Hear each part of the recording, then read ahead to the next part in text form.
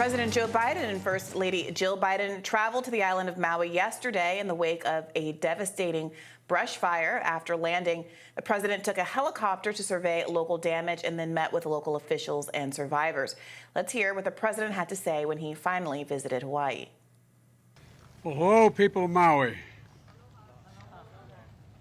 You've shown such absolute incredible courage. That's not hyperbole. I want you to know, on behalf of the United States of America, all the nation, the American people stand with you. For as long as it takes, we're going to be with you. The whole country will be with you. In further remarks, Biden called upon his experience with a small house fire. I don't want to compare difficulties, but we have a little sense, Jill and I, what it's like to lose a home. Years ago, now 15 years ago, I was in Washington doing Meet the Press. It was a sunny Sunday, and lightning struck at home on a little lake that's outside of our home, not a lake, a big pond, and hit a wire and came up underneath our home into the heating ducts, the air conditioning duct. To make a long story short, I almost lost my wife, my '67 Corvette, and my cat. But all kidding aside, I watched the firefighters, the way they responded. You know, there's an old expression. I grew up right across the street from a fire hall in Claymont, Delaware. Per an AP report about the 2004 incident, the fire in the Biden home was a, quote, small fire that was contained to the kitchen.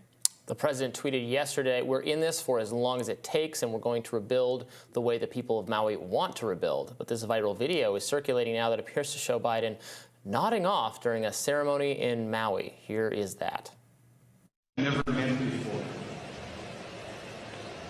We are a community that relies on family, on ohana, whether by blood or by friendship. But like many others, my son's home burned down. My daughter's home burned down. You think he'd be well rested since he cut a holiday short to go to Maui long after some people thought he should have been on the scene. So what do you make of him both nodding off and how he chose to try to connect with the audience there by relying on his own personal experiences with the small house fire? I mean, I guess I see why he reached for that anecdote, because it is fire-based, but it just doesn't seem at all serious on the level of what happened. It felt, when he brought up the Corvette, it just sounded a little... It sounded very tone-deaf to me. And obviously, this is a man who has dealt with tragedy in his life, from Beau Biden's death to his first wife died in a horrific car crash a long time ago. In fact, he brought that up also during another event in Maui. He brought up the death of his first wife and daughter in 1972. Right, daughter as well. Yeah, this didn't... I don't know how that was received, obviously, by the audience. I can't imagine it going over well. Overall, he just seems, he seems so much wearier, more tired than even when he did in the 2020 campaign, frankly. He seems, and we were complaining about his energy level, you know, in like the debates with Kamala and Warren and everybody, and Bernie and everybody else, and he seemed a little out of it then. He seems way more out of it now. And okay, you know, you can make the argument that it's not actually, his cognition is not being affected and he's still competent to make decisions, and it doesn't really matter. It's his team of people making decisions anyway. He's a figurehead. But in terms of campaigning, it's going to matter. And he will just, and he can't, unlike 2020 where he didn't have to do much campaigning, right. He's going to have to be out there, and he just does not sound ready to go on any level. I think people who want the best for him, people who like him, are going to be concerned and put off by this performance.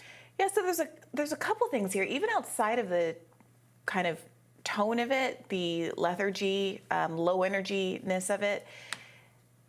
When you are giving remarks in the wake of a tragedy and you find yourself saying, all kidding aside, yeah, it's just... that might be a sign that you've gone off the rails a little bit. And I understand that sometimes it can be awkward during a tragedy. It's difficult to know what to say. You want to empathize, you want to show that you have some sense of understanding what other people are going through. I don't fault anybody on a one-off for being a little bit awkward.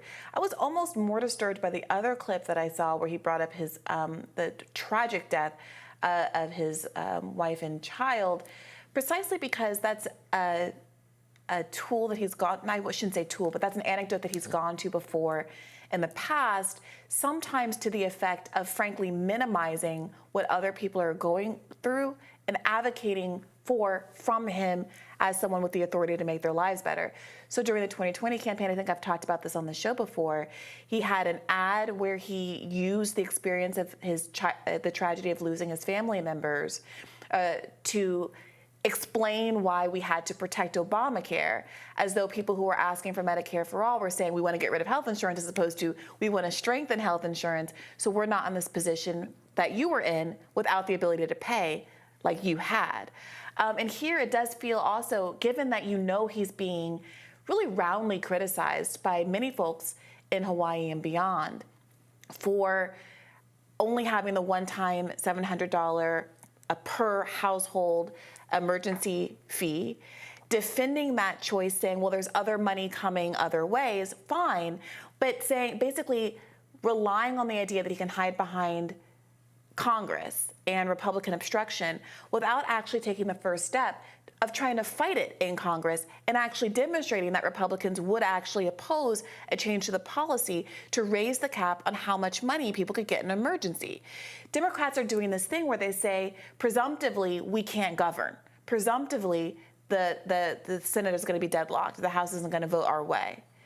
And what that does is that it enables Republicans to grandstand, maybe in good faith or bad faith, saying he should have done more, he should have done better, without ever actually being confronted with the possibility that they could work with Democrats to make the world better, right? And at that point, Republicans would have to either put up or shut up, either vote along with Democrats to make lives better for people of Maui, or to reveal themselves to genuinely be obstructionists the way that Democrats characterize them to be. But they never force those kinds of votes. They rely on the public to assume an action in ineptitude and impotence by the government. And I think that Democrats in the longer term, in the bigger picture, are really suffering from having successfully convinced the public that they can't do anything. And if you can't do anything and you're the party that's not the small government party, but the government's going to work to help you party, what incentive then do voters have to ever come and vote for you? Right. They do let Republicans off the hook that way a lot. I mean, Republicans don't have to. And when they actually do have votes on things, like Republicans will, in their local district, they'll attend the ribbon cutting ceremony for whatever the ridiculous pork barrel local spending. Yes, for the infrastructure project. Exactly. Exactly. You should own. And I agree with them on voting against a lot of things. I support the small government agenda, but they actually don't. They know it's unpopular, or they don't believe they can persuade people that these values the party purports to hold are actually important. They don't have any faith in it. Because most people are poor and working class, and most people need the new grocery store or whatever, the new bridge, whatever in their district.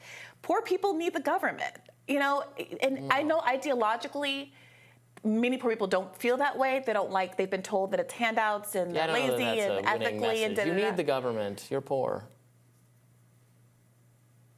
I don't know what to tell you.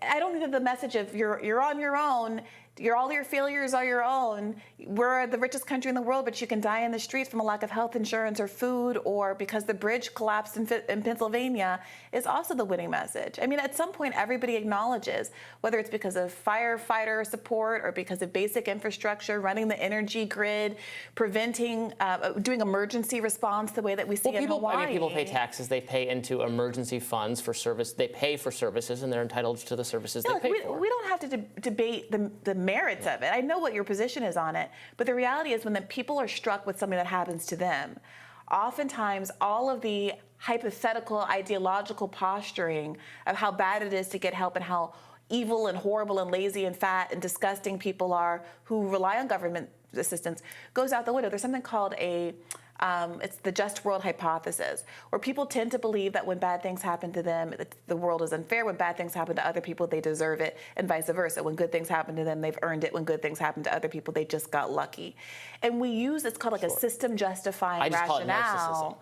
But that's part of why some conservatives have been able to exploit that to enable people who frankly benefit from the government, people who are on welfare assistance, who use housing vouchers, who obviously rely on the infrastructure, to believe that the government is a bad thing. And so that's the fundamental tension that the Republican Party is dealing with, and why they go and cut the ribbons at the ceremonies, because they know that people want that, at the same time that they will engage in kind of messaging that pretends that that stuff is bad. So both parties are dealing with this fundamental inconsistency, that they are both fundamentally unwilling to do the thing that the people want. And all of the comms and all of the messaging and all of the weird behavior that you're seeing from both parties is them trying to cover up the extent to which they don't actually have alignment with what the people's generalized interests are. Whether or not you agree with what the people want, what majorities of a kind of a populist But I don't know that, want. well, what the people want is more complicated than that, I think. I mean, you're right that a lot of people want more government assistance. They don't want it framed that way. They don't want to say, Yeah, they don't want it framed that way. I'm reliant on help from the government. I love the, I mean, even a lot of people in those communities, right, don't feel, I mean, the government is also the police. The government is also the people that, you know, write them a lot of parking tickets and you know, complain that their taillights are out or something, right? They're hassled and harassed by, we talk about how even though you want, you know, more funding for the IRS so they can go after the bigger tax people, a lot of people's experience with the IRS is wildly negative. Yeah, so that's or true. You know, regulation that I can't put my hot dog stand there, That's my true. lemonade stand there. I'm just trying to let my kid make money. I think that's exactly why we have to have a more nuanced conversation about what we do want the government to do and not do. I'm not Sign me up for that. ideologically committed to big government. Yeah. I think that as a libertarian, you are ideologically committed to small government, but I'm ideologically committed to what works, and the pieces that are good, keep, and the pieces that are bad, don't keep.